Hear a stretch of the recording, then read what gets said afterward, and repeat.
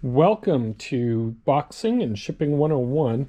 Today we're going to ship this Bristol opaque vase, and you can see here it's fairly large. It's actually about 13.5 inches in total. And so we're going to go ahead and we're going to start by putting something into it to give it some heft, so that if it moves, you have some sort of stability. And so I have some used paper. It came from another order that I got, and I'm just going to snake that in there and fill that up.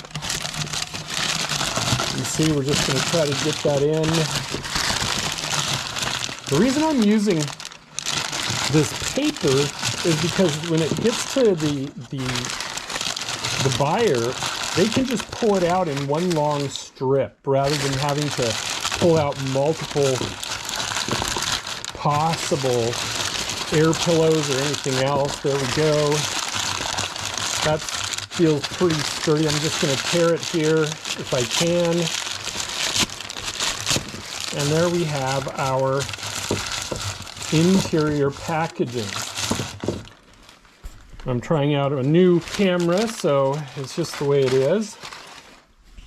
Now we're going to wrap it in our bubble wrap. And for this bubble wrap, I'm going to come over here to our thick bubble. And since it's about 13 inches tall, I'm going to start with like 4. Not that it's going to go over the top of it, but it's going to go around. And so I'm going to set that down there. We'll see if going over the top is better, because sometimes that works really well. And it looks like we're going to be able to do that. I might lay it on its side here and do it this way, just a little bit easier. I'm going to wrap the top first and then wrap the bottom. The reason I wrap the top first is because of the opening there on this side, so that we can make sure that it's tight against the opening. Then I'm going to bring this up. We're going to get this wrapped up. And clear tape or eBay tape, I have the eBay tape right there. I'm going to bring that around. Now, you'll notice that it doesn't quite go around. It leaves a little gap there at the side. So what I'm going to do is I'm going to go grab some of our thin bubble wrap, and I'm going to grab another, let's go about 3 of those, just to be sure. And this one is kind of a little bit, there it is. So we're going to grab that, and we're just going to wrap it around the outside. And so this is going to add the protection that we want. And you can see there's the thin bubble wrap. Here's the big bubble wrap. And we're going to try to keep it together. And we're just going to wrap that up like that. And from the other side. And now it has bubble all the way around. And grab a couple of pieces of tape here just to hold it in place. And there we have our package wrapped up. Now what I'll probably do is, you can see here we still have some loose spots in the bubble wrap. And we'll just tighten those down a little bit of tape. You can never have too much tape, is my saying. One of many, I'm sure, that you may or may not have heard. And I'm going to make sure that we tighten those edges up, because you don't want to accidentally have somebody, unpack it and grab the wrong thing, and, all of a sudden you have shards of glass or ceramic in this case. This is an antique, so we want to make sure it's protected well. And there we go. Just like that. And now we're going to try to find a box to put that in. Now, I first started with a 12 by 12 by 12. And the thing about a 12 by 12, obviously, if this thing is 13 inches tall, it's already too tall for the box. But one of the things that we can do, I'm going to try to get this here so I don't keep hitting my camera. There we go. Is to actually put it in crosswise, put it in catty corner here, if you will. And there you can see we're putting it in, you know, at an angle. Now, typically I try not to do this a lot, but with some of these bigger pieces, you kind of have to do it, because getting a box that would be just that size is a little bit expensive. So I'm going to set that to the side there. I'm going to go ahead and get my tape. Now, typically I have a hot tape machine, but before I put the hot tape on, I just like to go once across the back. And you can see there, we just do that once across the back, and then we're going to do once along the seam, so that we can make sure that we have this done. Here's the hot tape machine. We see here 12-inch box, 18-inch tape. There we go, got a little bit of roll to it. That tells me we're getting close to the end of our tape. I'm going to put that on there. Make sure that that's pretty tight. And now we can think about how we're going to add the packaging material here. And when I look at this, I want to support it, so I'm gonna put some foam in there to help support it. And I was really lucky. Is our son-in-law to be? He works for a company, and they have this foam, and I'm going to show you here in just a minute. There's the foam, and it is actually already cut to 1-inch by 3-inch squares. It's used to like do a pelican case, and so when they put stuff in it, they take this foam out. And he's like, "Oh, our company has so much of this stuff," and we're like, "What?" And we're like, "Can we get this?" And he's like, "Let me ask the boss." And so we can do this, and you can see here how easy it is. Just break it down. Now, this can be done with paper or anything else. We just want to put some in there to help support this particular piece. And I'm going to go ahead, and what I'm going to do first is I'm going to strip off some of these so that we can have them just at the bottom. There you can see we've got that one strip there. I'm going to strip off another piece here.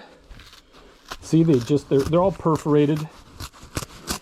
And this is, once again, reusing the materials that someone else has given us. And so we're going to do that.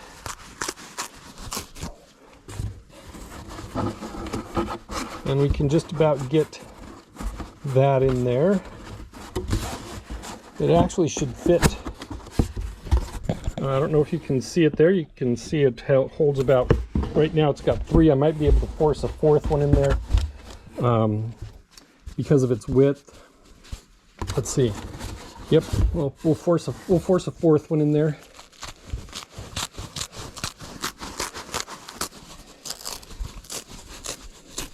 Just reusing packaging material. That's all we're doing.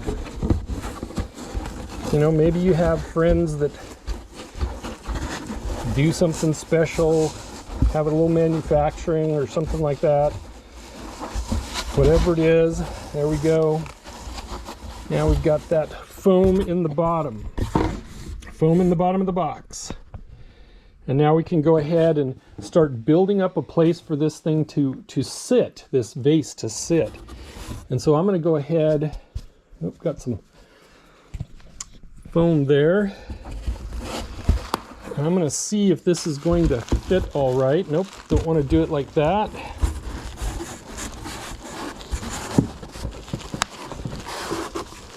Sounds like I'm popping bubbles I don't want to pop. So there it's going to sit like that in the box. I'm going to try to put a little bit of foam here on the outsides where it's going to affect it. I'll probably use more of this paper that we had from you know, getting an order in to put in the bottom. I was going to hope to use some foam, but I don't think it's going to work real well for what I want it to do. So I'm going to go ahead and put that foam in there. Oh, that sits really nice. I'm going to grab some more of this black perforated foam, and I'm just going to fold it into like an L shape. Oh, that broke off, darn it. And I'm just going to set it along the mouth of that vase there. So all it's doing is providing shock absorption. Oh, looks like my lovely assistant has brought me more paper. So we're going to put some more of that in the sides. Because the last thing you want to have happen, is you don't want to have your piece actually move in the box, right? You don't want it to shake or move. We're going to go ahead and we're going to put some more of this paper in there. And you can see that this, I think this came in like an Amazon package. And there we have that now really nicely nestled in there. And I'm going to take this additional last piece of foam here. You can see the foam that we have. And we're going to break it down and put it over the top so that if something sits on it, it's going to act as a shock absorber, because that's really what we want. We want shock absorption there. There you can see it in that. Over there you can see that. We're going to break it down another piece here, another stripe of this stuff. This is pretty cool stuff. I love the fact that, one, we got it for free. That's always a good price. And two,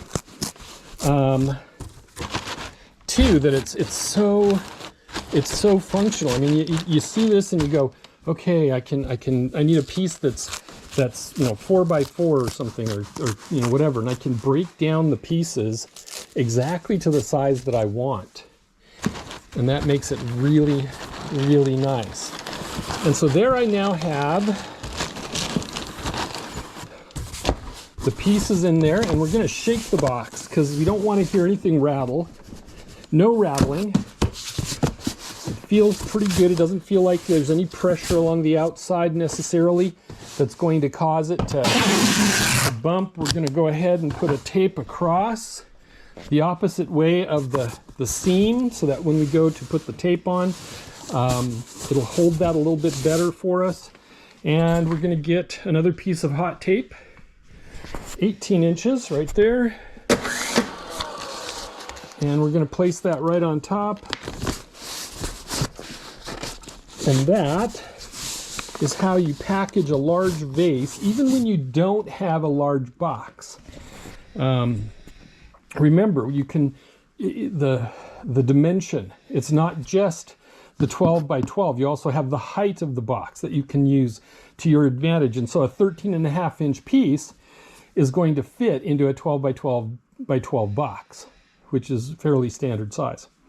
And with that, we're going to weigh it. We're going to head over to the post office and drop it off. And that is our packaging for today. Please hit like, subscribe, and if you do have questions, drop it into the comments. We do respond to them all. I know I'm a bit slow on some of them, but I get there. So this is Zar and Thor signing out. Have a great day.